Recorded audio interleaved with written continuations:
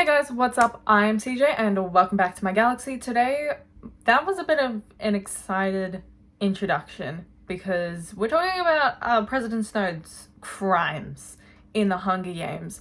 I want to preface this video by saying that I will not be spoiling anything for Songbirds and Snakes. All of his crimes are going to be stuff that I got from like the original 4 movies, the original trilogy books. So some of, if anything doesn't make sense in this video, it's probably because it's in the books, although I will likely say if it's in the books or not, or in the movies. Now, I'm making this video because I'm aware that a lot of people are not used to an antagonist being the main character in a story. So I think this is I'm trying to make this because I'm trying to like push you guys to be like comfortable with a main character and not romanticizing a main character. Because they're an antagonist, they've done a lot of bad things. And we're about to watch Snow in like a main character role, and we have to understand that this is the same person that we've seen do so many horrid things, and we should not be romanticizing him or any of his actions just because the actor's kind of cute. Okay, he is supposed to be this charismatic, handsome sort of character because that's what dictators are. That's what people in power usually are, because they've got into that place of power for a reason. So I'm going to be going through kind of some of his crimes. Yeah, I'm gonna have like a bit of a peppy attitude, but it's pretty serious. So take it seriously. Okay? Also, if I say anything, if I miss anything, let me know down in the comments below, because we really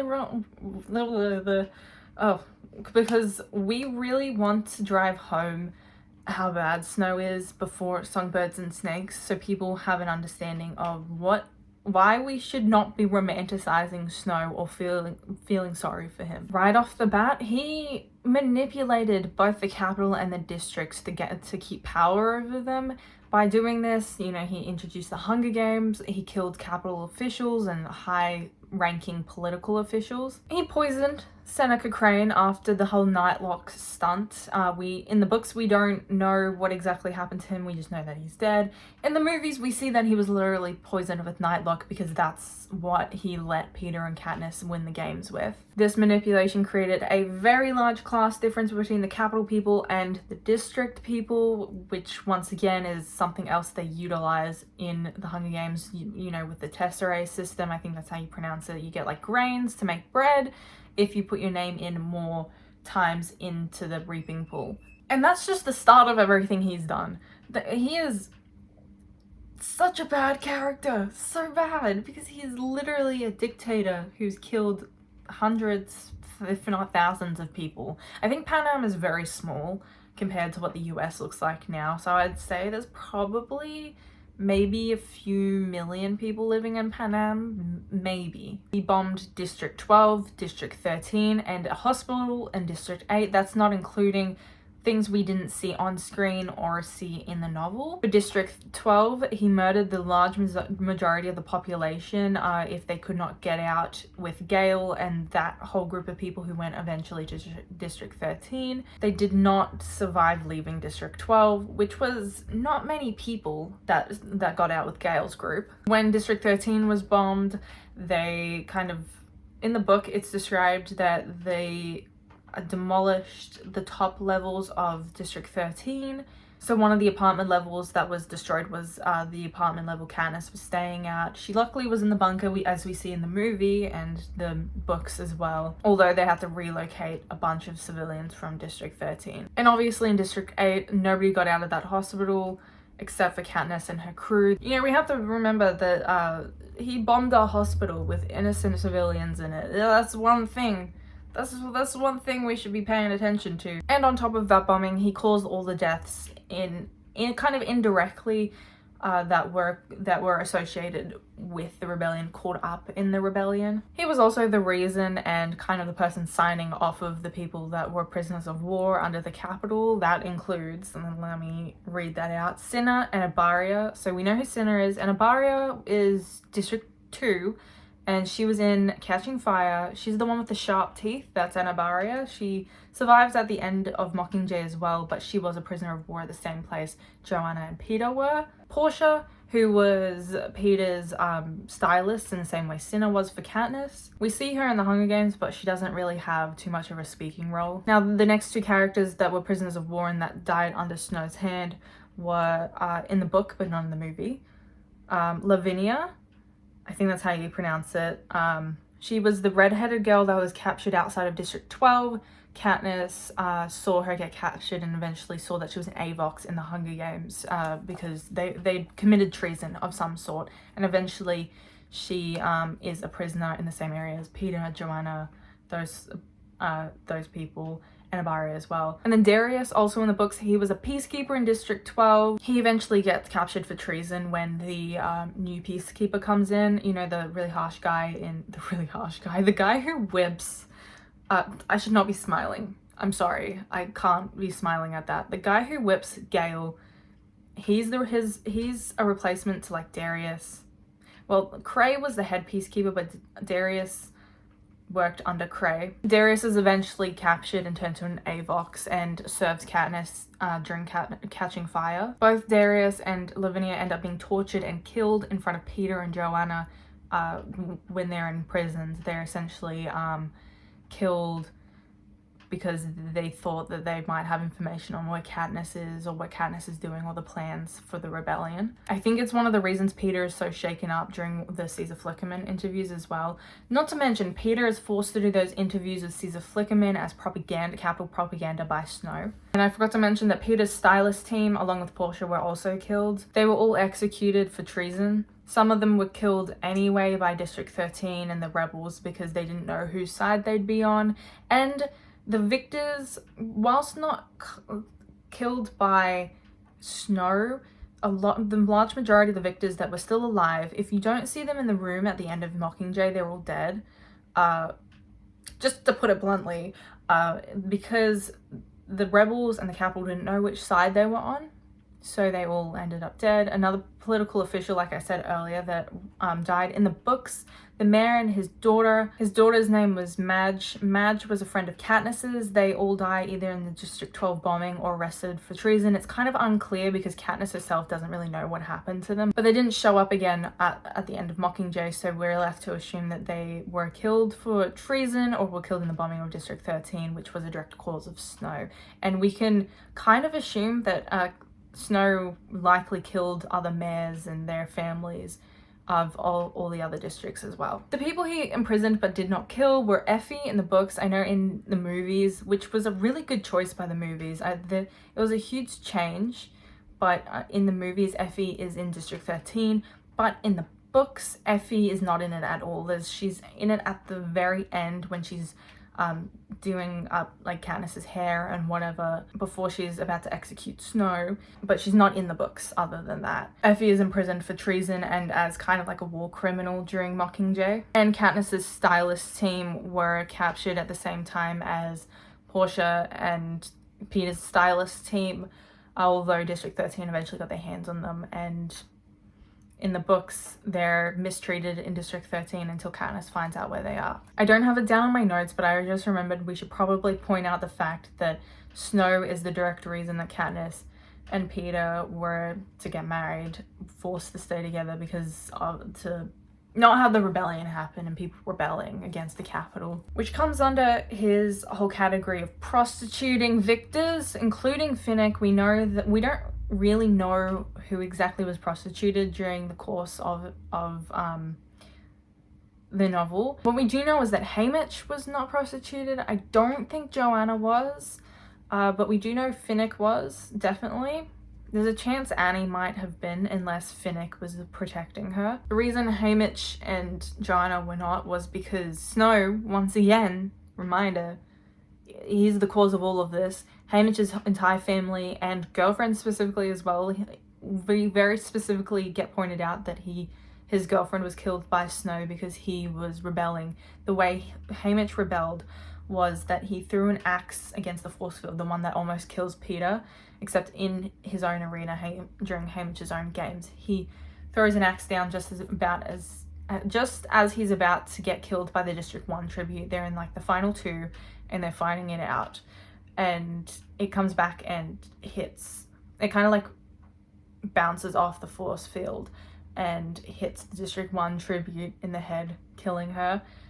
And they took that as embarrassing the Capitol, so Haymitch's family, friends, loved ones were all killed.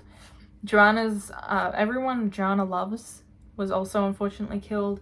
I say unfortunately, all of this is unfortunate. Joanna specifically points this out during the, while they're in the arena in Catching Fire. That's why I assume she wasn't prostituted like Finnick, because everyone else she loved was already dead. Although we don't get any specifics as to what Joanna did to deserve that, how she rebelled beforehand. We know that how she rebels now, but not what she did to deserve it in the first place. Snow also activated pods during the whole rebellion, the whole war, which essentially brought any mutts to life, like in Mockingjay, where they were chased by those weird human-like fish-like creatures that you know, kill Finnick, but we'll get to that later. He activates them all around the Capitol, that they were originally there from the Dark Days, and then they put more in. We see Boggs go through these pods during both the movies and the books, where he says that they've activated more, put more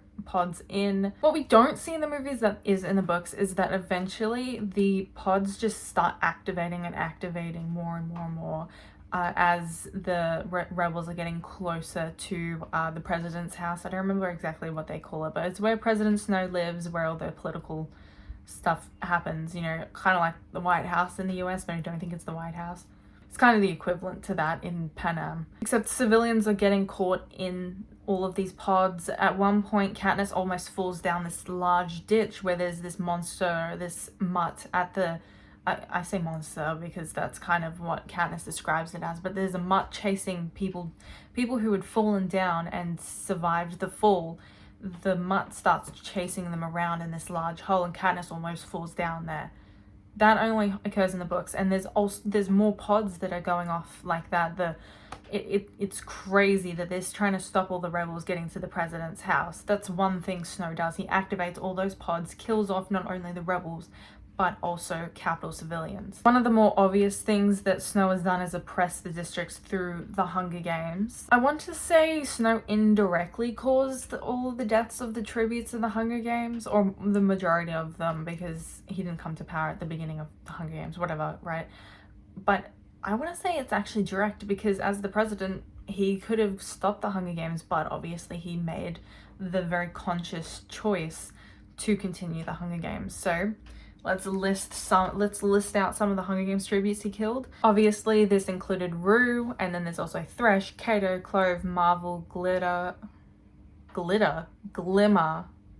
I know my Hunger Games characters, and Foxface as well, and then all the rest of the Hunger Games tributes in the 74th Hunger Games, and then the tributes before that, all the 24 tributes, all the victors psychologically tortured them in different ways, and then also the 75th Hunger Games, the Quarter Quell, notable characters being Wiress. I was trying to figure out what other people I was missing. There's also Mags, another also from District 4, Finnick's mentor, also a notable character. Not to mention all the other tributes that died that don't make it out of the arena in Catching Fire. One particular tribute, and I can't remember who it was, so let me know it down in the comments below.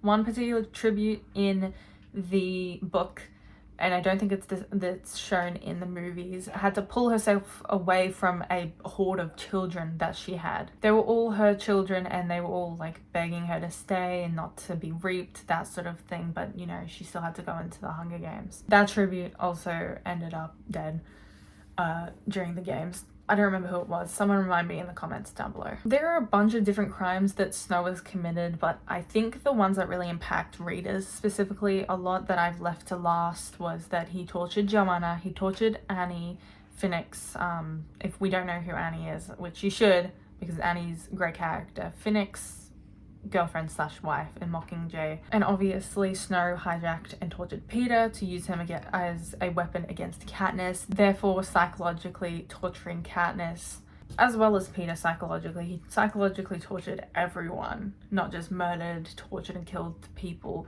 but he was a very manipulative dictator. We know from Finnick and Mockingjay he reveals that Snow got to the top where he was politically as president because he used poison. That was how he killed a lot of political officials, and then obviously he poisoned Peter, his mind, with the Tracker Jacker venom. And last but not least, and I've specifically left this one to last because it's probably the most impactful in the entire Hunger Games fandom, he both prostituted and murdered Finnick.